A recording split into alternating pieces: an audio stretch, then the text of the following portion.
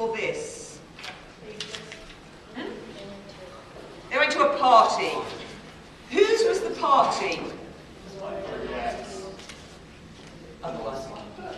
It was the Capulet's party, and Juliet, of course, is a Capulet. And at the party, Romeo and Juliet met and fell in love. Now, the party is over. Only right at the end did they realise they'd fallen in love with the enemy. So, if the party's over, the party was at your house, if Juliet has just come out onto her balcony, she's in her nightdress, washed her face, if it's the balcony of her bedroom, what does the stage now represent? Gone, kind of gone. A moment ago it was the interior, now it's the garden. Nothing's actually changed. Maybe people have carried props or catalogues or something out. Still the same open space, and now it's a garden. The Capulet's garden. What are the chances of Romeo ever having been here before?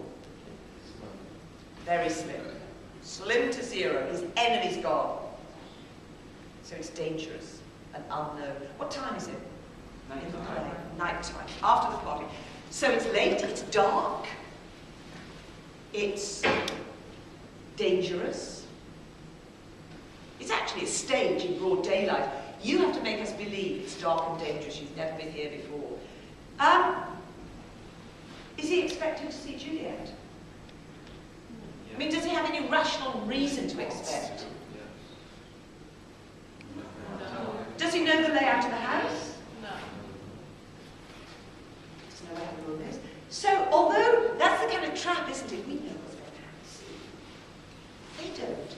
He's got no reason to expect to see her. Even if he knew how wrong was, he wouldn't know she was on the balcony. It's just that you can't drag yourself away. You just want to hang around knowing somewhere near is Juliet. That's all. And likewise, you're certainly not expecting to see him. You just come to your most private place to figure out this problem. You've fallen in love with the wrong guy. This guy is on my back. Is it what? He's a creeper. Who is? You don't know that. You don't know that yet. You think you're alone. This is the thing about what we know about the play. You come to this place because you think you're totally alone to figure out your problem. Yeah. Right. In you come, Romeo. No words yet. Show us by the way you walk. End up here that it's dark, it's dangerous, all of those things. But you're not aiming for anywhere, you're just kind of wandering. I need you to end up here, but just as a kind of wander. So come in again. Take your time, but make us understand that this is outside. It might be a bit cold, I don't know, and it's dark. Strange God.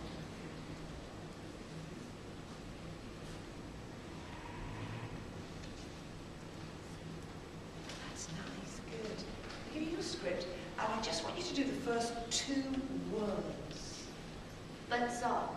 But soft. What does that mean? But soft. Quiet? So in what way quiet? If he says, but soft. Every word is there for a reason. It's not there because it's beautiful poetry. It's there something to do with what's happening with the action. That's soft. That's quiet outside. Yeah, quiet. And it's unsuspected. It's but soft. He's trying to be light on his feet. Well, he was. So he's talking to somebody. Who is he talking to? Himself. He was beautifully soft, beautifully quiet. Now, in fact, you were being quiet because you're a modern audience. Come in again. Now, I wonder why the audience, what they'd be saying. Why would you be noisy at this point? We've got this beautiful darkness acting. Romeo taking his time. Hasn't got a clue where Juliet is. Not even looking for her. Can you see Juliet? Yes. Yeah, broad daylight. There she is on her balcony. Do you want to get to the bit where they, get together? Sure? Yeah, okay. Well, help the poor guy along. Yeah, talk to him. Tell him where she is. You're not restricted as, oh, I'm in the theatre, I have to be nice and quiet. You want to get the story. Now, you can't ignore them, but neither can you change your script. Okay? Can't add words, but you have to hear them. If they talk to you, you're going to have to listen. So, can you come again? Have you got this acting? Come on, then, you've got the facts. You see, they're right there. Don't tell her, but soft.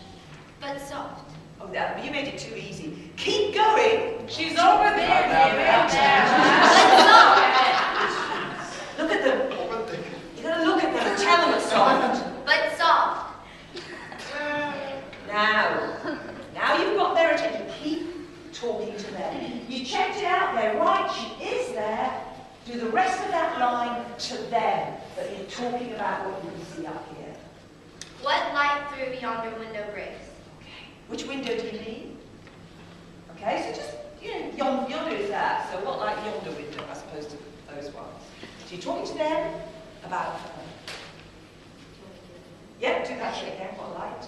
What light through yonder window breaks? Look at the people you've been asking a question on. Okay. Now you're going to provide the answer. Have another quick glance there. Check out what it is. And tell me. It is the east, and Juliet is the sun. Now we're going to skip that line.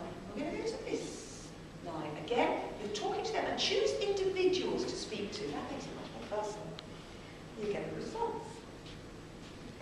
See how she leans her cheek upon her hand? Now, that is so important that Shakespeare has put it in the line.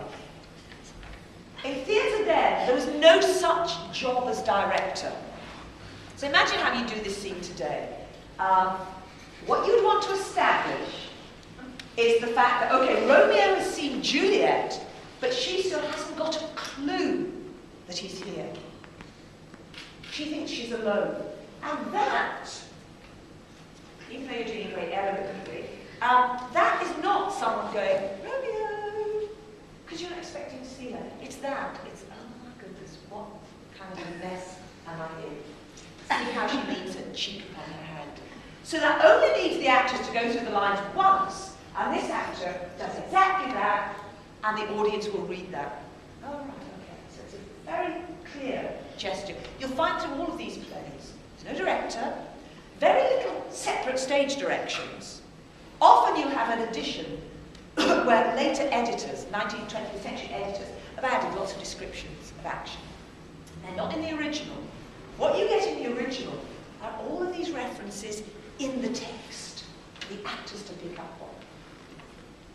So that's a good line. Carry on that line. For the next line.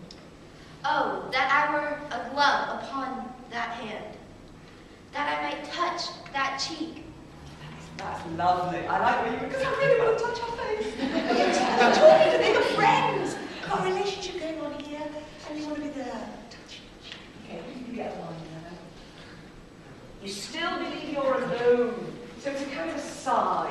You've got to write something down as a sigh, sort of. Now you've got to go, oh. Hi. She speaks. That's lovely. This is my girlfriend, she can talk. And look at what you've done there. There's you and the audience together. You're absolutely right about Stalker. He is. Because he's down here in the dark with his friends in the audience. I wanted to touch my face. Yeah. You probably quite like that though. But now. Well, yeah, that's the guy you love. But the next bit, you would die if you knew he could hear you, because this is like your private diary. So let's overhear him. I'm going to interrupt you in a moment.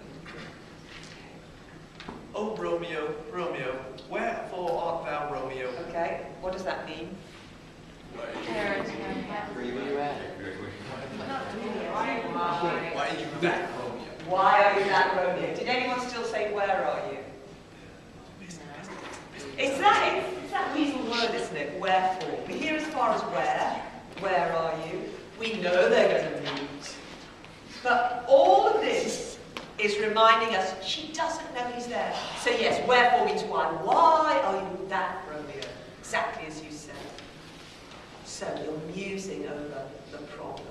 So keep going. The word, another odd word you're going to hear, the word doff, means get rid of or lose. So let's listen. Romeo, doff thy name, and for that name, which is no part of thee, take all myself. I take thee at thy word. Now that, of course, is when you do talk directly to her. Because listen to the deal there. What were your last 3 words? Take all myself. Take all myself. Is that a good deal? Changes. Change your name, you get the girl. You get all of the girl. you don't seem sure.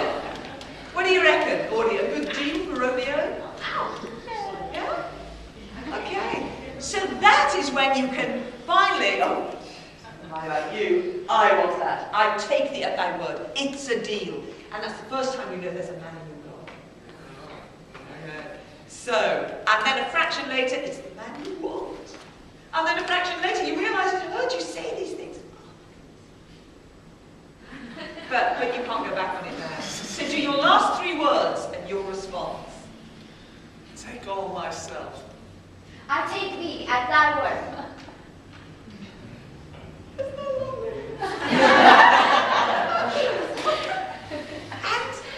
and at this point, they are going to go into privacy. But the point is, you've been invited in. Because he first talked to you, talked to us, and you showed him where she was. You're part of the scene. So even for the next bit, when they're talking together,